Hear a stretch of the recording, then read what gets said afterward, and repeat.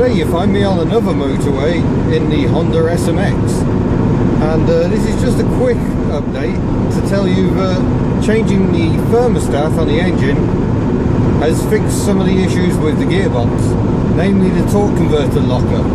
I had my suspicions that it wasn't actually locking up as it should, and I was right. We're now doing an indicated 70 miles an hour at 3,000 revs, which it certainly wasn't doing before. So the torque converter lockup has dropped the engine speed by about 250 revs for the given speed, and it should make it more efficient as well. I'm yet to have to fill up, so I haven't yet done a calculation to see whether that's actually the case. So you may be thinking, well, how can a thermostat fault be anything to do with a gearbox? But by the mid-90s, car manufacturers were starting to link the gearboxes and the engines so they would talk to each other. And for whatever reason, Honda said that no, we don't want the lockup clutch working if the engine is not up to full operating temperature. I've also managed to improve the bedding situation somewhat. I was sleeping in it again last night. That's twice in a week. And I'm now using a self-inflating mat doubled over on top of the folded seats, and with a nice snugly double duvet as well. It's really not too bad, but it still feels a bit like a bit like a bed that has lumbar adjustment. It's a little peculiar. Apart from some terrific rain last night, which woke me up, it was a pretty good night to kit. I think it's about time I introduce you a bit more closely to my new Honda SMX, starting with the roof. There we go, that's more difficult than I expected. It's knackered. The paint is really not very good at all. There are other issues on the outside of this car. The alloys are not in the best of condition, but I'm sure I can do something like that. I've always got a problem with birds. A local bird seems to particularly like crapping all over my car.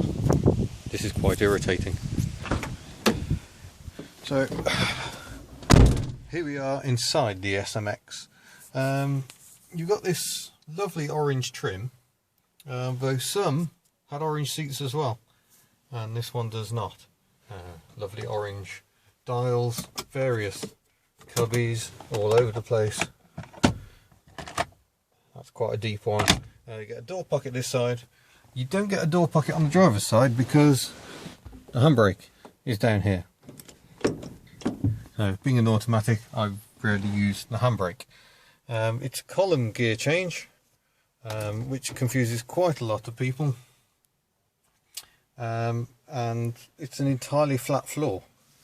You get more cubbies down here, and an ashtray there as well.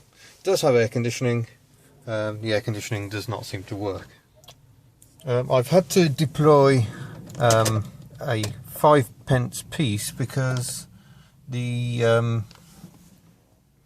open door light is on all the time. I think the switch in this door is broken. You'll also note that while the central locking has unlocked the rear door, it doesn't unlock the front door, which is a mite annoying.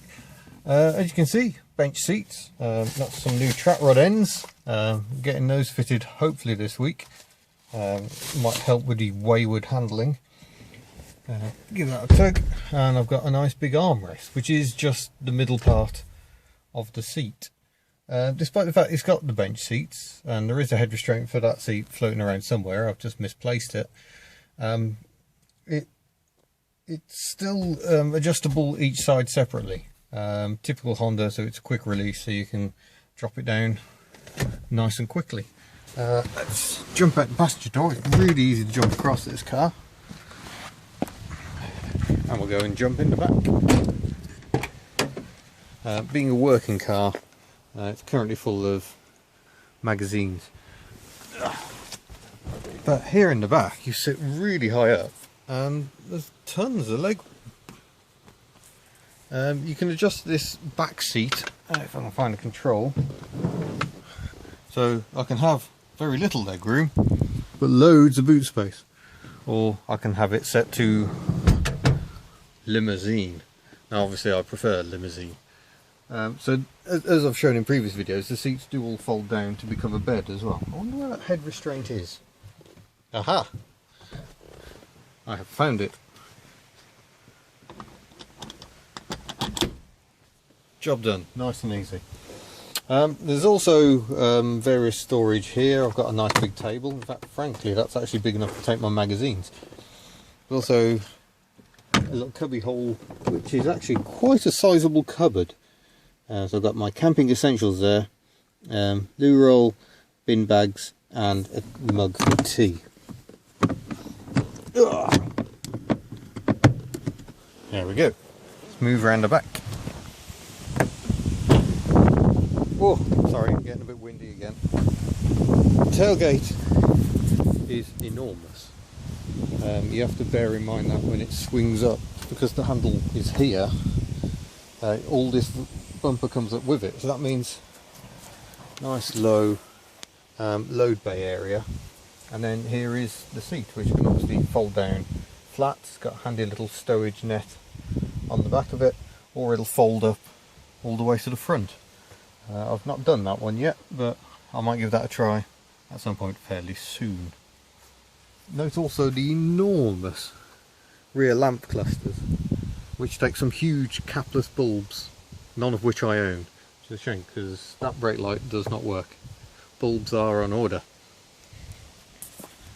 So we have got to the bottom of why the steering is worn out. I took it to the local garage for an alignment check, and I said, well, this is awful. I got it up on the ramp, and they found the problem was track rod ends. These are what go at the end of the arms that go from the steering rack, which is linked to the wheel, to the out to the hubs where the road wheels are, to change the direction. So there's lots of play in those, lots of slop. Probably explains why it's so wayward. The poor alignment tells you why the tyres are worn out, but given it had an alignment check last year, you kind of wonder what on earth they were playing at, because they obviously didn't find any issue, and maybe they just tried to set in the alignment ignoring the free play, which would have just made the alignment terrible. So I've got some new tyres on order as well. I'm stumping up for some Nokian weatherproof tyres. The first place didn't actually have them despite advertising them for sale, so I'm hoping the second place has, and we can crack on with improvements. I mean, to be honest, this car is absorbing a fair chunk of cash already. I was hoping not to have to spend quite so much on it, but I've already done the timing belt, water pump, dropped the transmission fluid. It's still flaring a bit on gear changes, so I'm holding out hope that a future change of fluid will sort that out. But otherwise, I've been really enjoying the Honda SMX. I like the driving position, I like the way it wafts along. The last tank of fuel, well actually the penultimate tank of fuel, it did 28 mpg, that was a bit worrying. But on the next one it was back up to 33.5, so I suspect reality is somewhere between the two. You don't necessarily get quite the same fill every time you fill up at different pumps. So I'm hoping that's what it is, and that reality is somewhere around 31, 32, which I'd say isn't bad for this type of vehicle. If there's anything else you'd like to know about the Honda SMX, let me know in the comments box and I'll do my best to answer it. This car will be having further jaunts around the UK fairly soon, so I'm definitely going to be putting some more miles on it, and I'll attempt to answer your questions. Thank you for watching yet another one of my videos. Don't forget to subscribe, and I'll see you next time. Ta-ta!